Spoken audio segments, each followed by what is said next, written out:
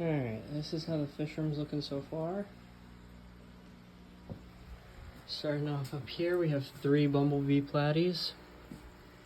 Here I have about 25 Amano shrimp.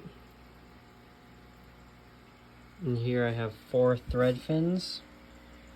Rainbow thread fins? I don't know. Some sort of thread fin.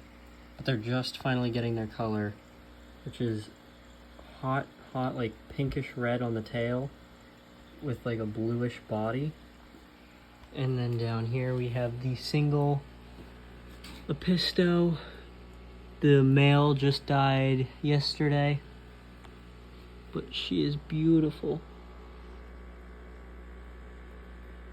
In here, I know this tank's a little dirty. I gotta get all this muck cleaned out, but gourami. And then somewhere in here, either in that cave, this turtle shell, or that bristlenose pleco breeding cave, there are 3 sumo loaches. Down here I have my cherry barbs, 2 females, 1 male. In here I have my golden wonder killies. Beautiful, stunning male. In here, this is a tank I literally just set up, but in here I have Sankei mollies, or Sankei sword fins, that's what it is. Or koi sword fins. I have 1 male and 2 females. That's usually the ratio I keep when I'm breeding. Like, all these are breeding tanks, but you would never know it because I keep them so like well planted, and they just don't generally look like your normal breeding tanks. Like in some of these I have spawning mops just sitting in the corner, or the caves. I don't know how to breed the sumo loaches, so I'm trying to breed them in the caves or in the rock piles, usually how normal loaches are bred. These guys, the babies like to hide up here in the thick roots of the salvinia. These guys I kind of just remove the females and put them in a container with brackish water. These guys have a spawning mop in the corner for the golden wonders. In here is actually pretty cool. This log goes up, and down there I have a big moss ball, and every so often I'll pull that moss ball out and just separate the eggs, or I'll just put that moss ball in a different tank. In here I have white cloud minnows. They're actually looking very thick. I fed them bloodworms for the first time this morning, and they're looking huge. You can definitely tell which ones are female and which ones are male from here.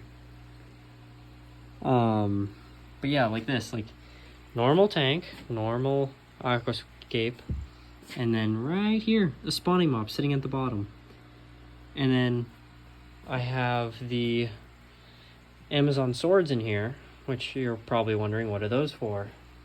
Just for looks and for, trying to find them right now. I have Autosynclus in here, and sometimes they'll lay on the leaves, and I'll just pull that one leaf, and yeah. Like, I'm seeing some eggs right now. Like, I have an egg right there, but it looks like it has the fuzz on it, so I'm not gonna worry about it. And it's just an infinite food source for the autos. But yeah, no, 11 white clouds with 4 of the Autosynclus. In here, this is my desert tank. This is actually, you would never know, but this is like a tree that I filled with moss, so I could have certain fish in here breed. But here's my other gourami. I had to separate them because they were fighting. But yeah, no, panda cories and sturby cories in this tank, and the babies will hide in all this moss and guppy grass apparently, because that somehow just appeared. But I have 5 of the panda cories and 3 of the sturbys. My 3 sturbys turned out to be male, so no luck with that. And then down here, this is kind of like my grow out tank for the koi pond, or reserved fish for people's koi ponds. But I have a calico shabunkin. I have one eye, which you guys have seen in my shorts. And then, as you can tell, there's stuff moving back there. I've banded killifish from my local ponds, which when these guys breed, I like take them out of the tank and put them in another tank and breed them, and then I'll put them out in koi ponds. But these are just my set base adults that have already bred for me. I got a batch of eggs, but I wasn't able to hatch them. I don't know why. But yeah, there's one eye. You can see there's no eye there, but there's an eye there. Beautiful, beautiful fish. Yeah, and then there's Speckle, my calico that I'm waiting to grow out for the koi pond. Just because most of my fish would probably eat them, including the pickerel. Yes, I have a pickerel in my koi pond with giant koi and goldfish. But yeah, this is the fish room so far. I know, it's a mess. Don't judge my mess. That's just filters and extra tank. That tank's going to my buddy's girlfriend, and she's going to take one of the gouramis. So yeah, just a little update on how it's going in the fish room. Oh, I completely forgot. Down here I have baby tanks. I am not using these two single, I think they're half-gallon tanks. I'm not using them. I think I used it to grow out one of my plants because it was dying, and then I put it back.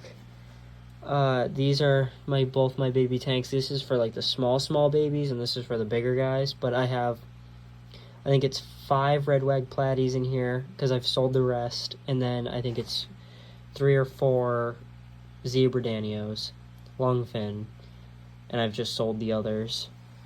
But in here, I've done plenty of more breeding. I do have to continue on my roll, but I have a bunch of bumblebee platies in here, a bunch of normal platies like the red wags, and I think I have a couple golden wonder Achilles, but they're sitting up at the top, who knows where, or they're sitting, actually I've seen them going in and out of the log. So yeah, no, stuff's going pretty well over here. But I am going to try, now that summer has started and I'm out of school for good, this is going to be my full-on priority. Fish keeping, YouTube, and my custom koi pond business. So yeah, there's actually, I don't want to get too close because I literally just put them in the tank 5 minutes ago. Actually, this camera's been rolling for 8 minutes, so that was a lie. 10 minutes ago. We'll say 10 minutes. They are beautiful. They were on sale at my PetSmart for like, I think it was $1.50 a piece. So, pretty good deal.